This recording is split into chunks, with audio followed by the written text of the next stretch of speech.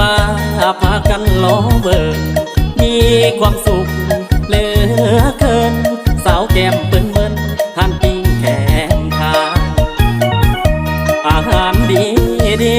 มีเหล้าขาวของแก้มหลายอย่างอบหอมหอมทั้งปิ้งดุกขาสร้างตึกใจ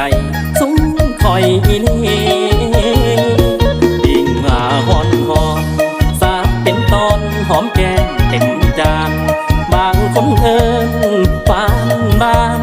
หลายอาจารย์เอิ้นว่าของดีแจ้วตับแสบหลายเอามาแขนใส่ขวดด้วยน้ำดีสุดยอดอาหารแบบนี้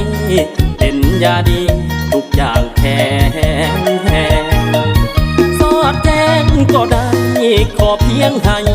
มีใบตดมาหอมแก้มหัวคิ้งหัวคาจวดโดดหนาราคาบ่แพงเหล้าเด็ดจักป้องเอามายองทั้งอกทั้งแกงทุกวันคอยคำลงแรงแกงผู้บางเอาโลดคักลายอาหารสัญญอบุญบ่ฮอดคงบ่ได้กินแซ่บที่นี่ปิ้งปินได้ดมกลิ่นจนน้ำลายไหลบ่มีหยังทองทักกะดอกกินแล้วติดใจแซ่บทั่วปิ้งเสือทองไทยแก้วตับปีใสไผสิเอิ้นกะบ่เลี้ยง